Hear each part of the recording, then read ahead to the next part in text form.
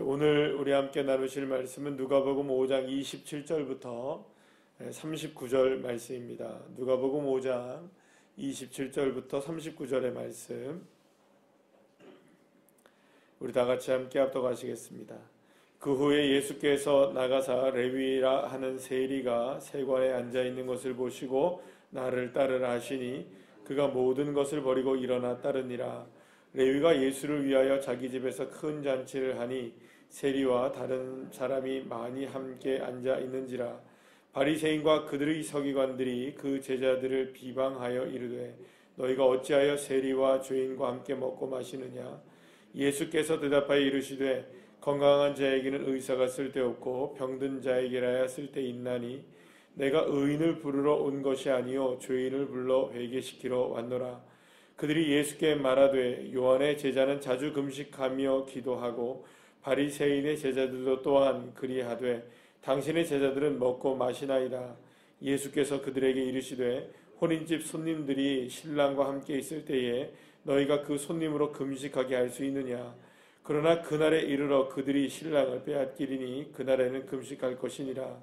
또 비유하여 이르시되 새 옷에서 한 조각을 찢어 낡은 옷에 붙이는 자가 없나니 만일 그렇게 하면 새 옷을 찢을 뿐이요 또 새 옷에서 찢은 조각이 낡은 것에 어울리지 아니하니라.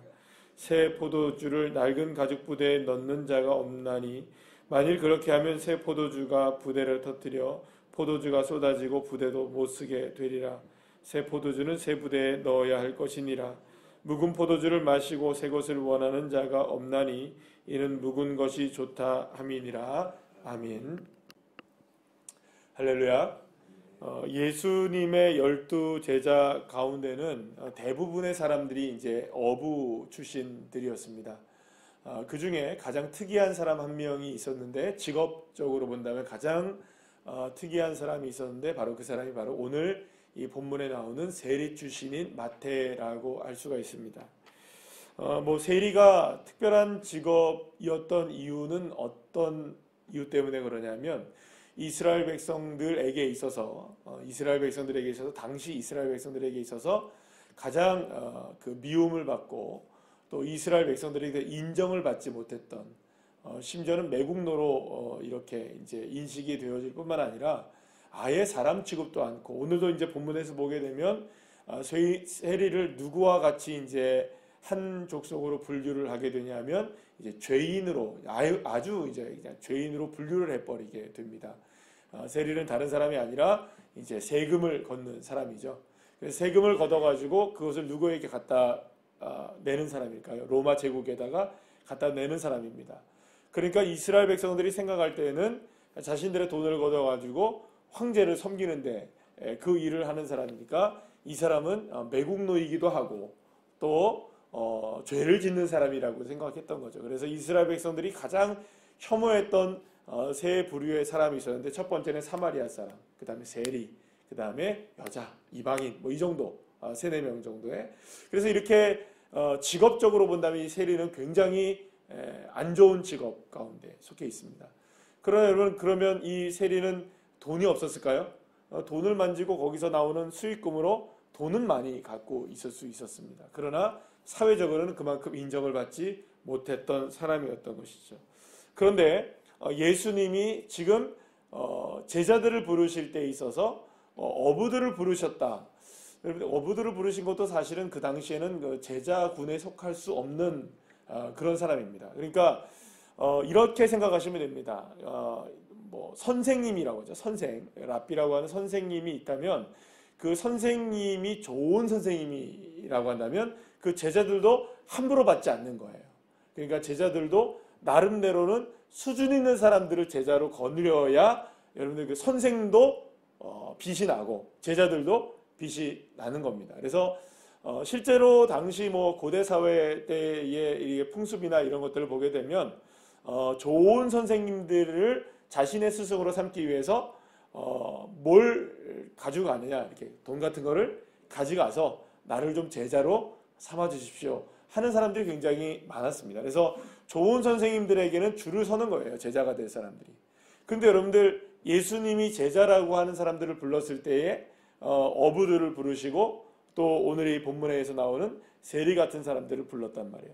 실제로 본다면은 예수님의 수준을 딱 본다 그러면 세상에서 볼 때는 예수님이 수준 있는 선생님으로 여겨질까요? 안 여겨질까요? 여겨질 수가 없는 겁니다. 왜냐하면 지금 다 어떤 사람들만 제자로 삼으니까 뭐 어부 출신의 또 세리의 죄인의 그 다음에 또 소외된 사람들 그 다음에 그냥 막 일하는 사람들 이런 사람들을 제자로 삼는 것을 보니까 예수님의 수준을 사람들이 생각하는 거예요. 이 예수라는 사람은 이 사람은 형편없는 사람이구나. 왜냐? 제자들을 그런 사람들로 섭외하니까 그렇게 되는 거예요. 그러니까 여러분들 예수님이 막 이제 제자들이 있을 때에 바리새인들과 서기관들과 이런 사람들이 막 제자들을 막 비난을 하죠. 제자들을 비난하는 이유는 딱 하나입니다. 누구를 비난하는 걸까요? 예수를 비난하고 그 사람들도 비난하면서 수준을 자꾸 깎아내리는 이런 것들이라고 생각하시면 됩니다. 자, 그렇다면 왜 예수님이 오늘 본문에서 보게 되면 이렇게 죄인으로 분류되어지는 이런 세리와 같은 세리였던 이 마태를 굳이 제자로 삼으시느냐 그런 거죠. 어부는 그렇다 할 수 있겠지만 세리를 제자로 삼는 그 순간에 예수님도 도매금으로 모처럼 여겨지는 걸까요? 그 사람의 친구가 되는 거니까 그 사람의 선생이 되는 거니까 예수님도 뭐와 똑같은 사람으로 취급될까요? 세리와 똑같은 사람으로 취급되어져 버리니까 격이 지금 말하자면 중간 이하의 격이라고 생각한다면 선생님으로서의 랍비로서의 격을 중간 이하. 왜냐하면 앞에서 부른 사람들이 다 어떤 사람들이에요? 평범한 서민들이었잖아요. 노동자들이었잖아요. 그러니까 좀 중간 이하라고 생각한다면 세리를 제자로 삼는 순간 어떻게 되는 걸까요? 완전히 밑바닥이니까. 누구도 그렇게 도매금으로 넘어가느냐? 예수님도 그렇게 들어가는 거예요. 그런데 그래서 이제 오늘 본문에서 사람들이 비난을 하잖아요. 너희 선생은 어떻게 해서 이렇게 죄인과 세리와 함께 먹고 마시느냐? 이럴 수가 있느냐? 그러니까 여러분들 오늘 본문에서 보게 되면 세리 마태가 이제 자신이 예수님의 제자가 된 것이 너무나 기뻐서 예수님을 위해서 잔치를 벌여주는데 그때 친구들을 초청하죠. 어떤 사람들 초청할까요? 친구가 다 누구겠어요, 여러분들? 다 같은 세리일 거 아니에요. 그러니까 세리들 다 초청해서 보니까는 그 장면을 보니까 어이가 없는 거예요. 사람들이. 그래서 어떻게 니네 선생님은 이렇게 죄인들과 세리들과 함께 어울려 먹고 마시느냐. 이게 도대체 무슨 일이냐. 니네 선생님이 선한 사람이 아니구나. 수준 있는 사람이 아니구나. 막 비난을 한 거예요. 그때 예수님이 왜 내가 세리를 제자로 삼았느냐. 왜 어부들 같은 사람들을 제자로 삼았느냐. 왜 이렇게 제자로 삼을 수 없는 사람들을 제자로 삼았느냐에 대한 부분을 오늘 비유의 말씀으로 딱 얘기해 주시는데 그 비유가 뭐냐? 새 포도주는 무엇에 담아야 된다? 새 가죽 부대에 넣어야 한다라는 것이었어요. 그러니까 다시 말하면 예수님이 지금 이 땅 가운데 오셔서 하는 일이 복음을 증거하는 일이죠. 복된 소식을 전하는 일이죠. 마을을 두루다니시면서 사람을 만나시면서 수많은 병자들을 고치시고 말씀을 하시는 이유 중에 딱 하나는 뭐냐면 하나님 나라 복음을 전하고 있는 거예요. 그러니까 이 땅 가운데 지금 무엇이 시작되었다? 하나님 나라가 시작되었다. 그러니까 이제 예수님이 선포하고 계시는 거예요. 이제 하나님 나라가 시작되었으니까 이제 무엇으로 살자 우리? 하나님 나라 백성으로 살자. 그러려면 우리 모두가 다 새로운 사람들이 되어야 된다. 그러면 여러분 새로운 사람이 된다는 의미는 무엇이냐? 여러분 우리가 가장 새롭게 될 수 있는 일은 뭘까요, 여러분들? 여러분들 일상의 하루를 살아가면서 자 오늘 이제 하루를 시작하셨잖아요. 오늘 하루를 시작할 때 하루를 어제와 다르게 새롭게 딱 시작할 수 있는 가장 일상적인 일은 뭘까요? 따라합시다. 세수. 맞나요, 안 맞나요? 양치질. 맞나요, 안 맞나요? 샤워하는 거. 머리 감는 거. 아니신 분도 계실지 모르겠습니다.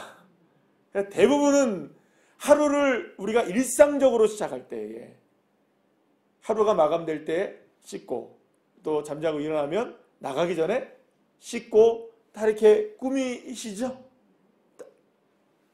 안 하실 수도 있지만 대부분들 그렇게 하시리라고 생각을 합니다. 왜 하시나요? 어제와 다른 오늘을 시작하는 거죠. 새롭게 시작하는 거예요. 그러니까 새롭게 시작하는 것에 있어서 가장 기본적이고 기초적인 게 뭐냐? 씻어내는 겁니다. 어제의 땀을 씻어내고, 어제의 수고를 씻어내고, 어제의 먼지를 씻어내고, 어제 입었던 옷을 어떻게 합니까? 세탁을 하고. 그러니까 모든 것의 시작은 무엇으로부터 시작되느냐? 씻어내는 것으로부터 시작돼요. 그래야 새롭게 될 수 있는 것이죠. 그러면 여러분, 우리의 삶에 있어서 하나님 나라의 백성으로서 가장 먼저 새롭게 시작되려면 무엇이 필요할까요?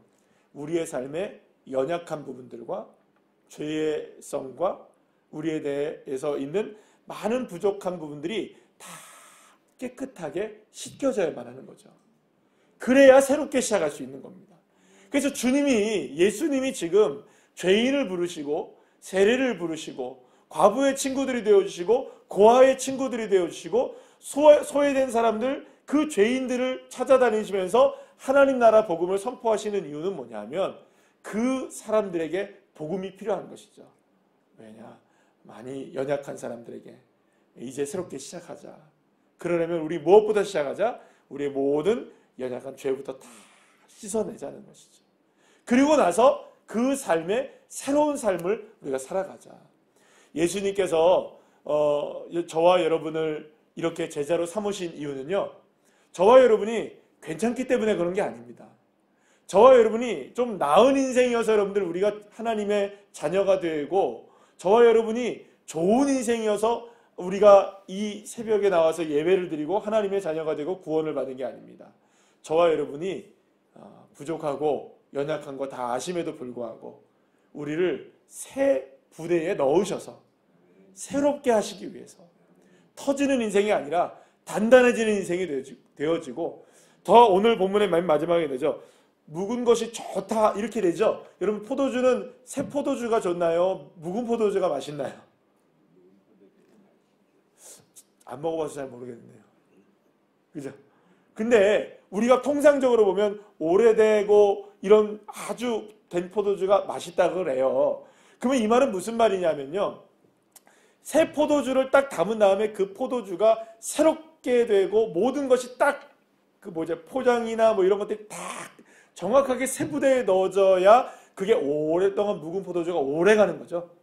새 포도주를 담으면 그게 부풀어 올라가지고 팽창이 되는데, 만약에 거기에 여전히 낡은 것으로 우리의 삶의 옷을 입고 있다면 터져버린다는 거예요. 좋은 포도주가 되려면, 좋은 인생이 되고 정말 값어치 있는 인생이 되려면 우리는 무엇으로부터 우리를 시작해야 되느냐? 예수로부터 새롭게 시작되어야 되는 것이죠. 그래서 사실은 어떻게 보면 예수를 믿는다는 것은 그래서 놀라운 은혜가 있는 거예요, 여러분. 우리는 날마다 새로워질 수 있으니까요. 어제 우리의 삶에 부족하고 연약한 점이 있어도요, 오늘 우리는 새로워질 수 있는 겁니다. 왜냐? 예수의 십자가를 붙들면 되는 거죠. 또 오늘도 우리는 실패할 수 있습니다. 우리는 연약해질 수 있습니다. 그러나 오늘도 다시금 누구를 의지하면 되는 것일까요? 이 주 예수를 의지하고 다시금 주님 나를 새롭게 여겨주십시오. 나를 새롭게 만들어주십시오. 내 부족하고 연약한 것 주님 다 아시지 않습니까? 그럼에도 불구하고 나를 자녀 삼아주시는, 제자 삼아주시는 주님. 이제는 그 주님을 바라보며 날마다 우리는 새로워질 수 있는 것입니다. 사랑하는 여러분, 그래서 기독교라는 우리가 물론 종교, 우리가 이렇게 얘기도 하지만 기독교라는 우리 종교에 있어서 다른 종교와는 전혀 다른 차원이 뭐냐? 다른 종교는 뭘 해야 되는 줄 아세요, 여러분들? 다른 종교는 노력해야 돼요. 노력 필요해요. 노력. 여러분, 신천지 가도 노력하셔야 됩니다. 그냥 안 가시는 게 훨씬 속 편하십니다. 왠지 아세요? 그 단계 올라가려면 여러분 쉽지 않아요. 시험도 봐야 돼, 시험도. 그냥 굳이 그런 게 머리 아프게 가지 말아요. 다 그런 단계가 있어요. 노력해야 되는 단계들이 있어요. 그래서 보통 그거를 이제 종교적 언어로 뭐라고 하냐면 해탈한다고 해요. 해탈. 열반의 과정에 들어간다. 돌을 닦는다 하죠. 그러니까 모든 종교들은 다 그런 과정들을 거쳐야 돼요. 근데 여러분들, 우리는 도 닦을 일이 없습니다, 여러분. 도는 다 누가 닦으신 줄 아세요, 여러분들? 굳이 말하자면 예수님이 다 하신 거고요. 우리는 그분을 믿기만 하면 되는 거죠. 주 예수의 십자가의 은혜를 믿으면 되는 거예요, 그냥. 받아들이면 되는 거예요. 내가 노력해서 은혜의 경지에 오르거나 내가 은혜를 받아가 내가 뭐 노력해가지고 어떤 어떤 자리에 오르는 게 기독교가 아닌 거예요. 오늘 내가 실패했어도 연약해졌어도 여러분들 내가 쓰러졌어도 그 순간에 여러분들 딱 하나만 하시면 됩니다. 주여 한 번만 외치시면 되는 거예요. 예수님 한 번만 외치시면 되는 거예요. 어렵지 않습니다. 왜냐하면 그때마다 우리를 주님께서 뭘로 만들어 주시는 줄 아세요? 새 부대로 초대해 주셔서 우리를 새 포도주로 새롭게 해주시는. 그래서 여러분들 비록 우리가 연약한 것들이 많고 실패한 것들이 많고 좌절할 것들이 많고 연약해지는 것들이 많아도 여러분들 그거 실패 아닙니다. 실패 아닌 거예요. 세상 사람들은 실패라고 얘기할 수 있어도 여러분들 세상 사람들은 실수라고 얘기할 수 있어도 그 실수와 실패의 자리에서 누구를 의지하면 되는 것일까요? 주 예수를 믿고 따르고 의지하고 주님을 내가 힘으로 삼기를 원합니다. 고백하는 그 순간 우리의 삶엔 어떤 은혜가 펼쳐지느냐? 낡은 이 가죽 부대에서 터져 있는 것을 주님 다시 모아다가 새 가죽에 부으셔서 우리를 새 포도주로 만들어내시는 축복을 우리에게 허락해 주시는 것이죠. 내 능력이 아니라 누구의 능력으로 가능할까요? 주님의 능력. 그래서 여러분들 가끔 말씀드리잖아요. 어떤 게 제일 좋은 사람이냐?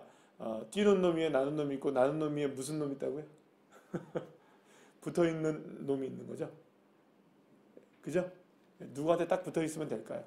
내 힘으로 가지 않아도 되는 거예요. 주님의 힘으로 가는 겁니다. 그때는요. 그러니까 주님을 꼭 붙잡고 계시면 되는 거예요. 또 놓칠 때가 있습니다. 그러나 또 붙잡으면 되는 거죠. 100번을 놓쳐도 괜찮습니다. 여러분들. 1000번을 놓쳐도 괜찮아요. 1001번 붙잡으면 되는 겁니다. 할렐루야. 그래서 오늘도 주 예수님을 붙드심으로 말미암아 오늘의 삶 속에서도 새 포도주의 새 부대가 되시는 주의 자녀들이 되시고 또 오늘의 삶 속에서 또 설령 우리가 실패한다 할지라도 오늘 다시금 내일 다시금 그리고 또 주님 오신 그날까지 다시금 누구를 붙잡으면 될까요? 예수를 붙잡는 인생 되셔서 날마다 새 포도주 새 부대가 되시는 그 놀라운 믿음의 자녀들 한 분 한 분들 다 되시기를 간절히 축복합니다. 기도하시겠습니다.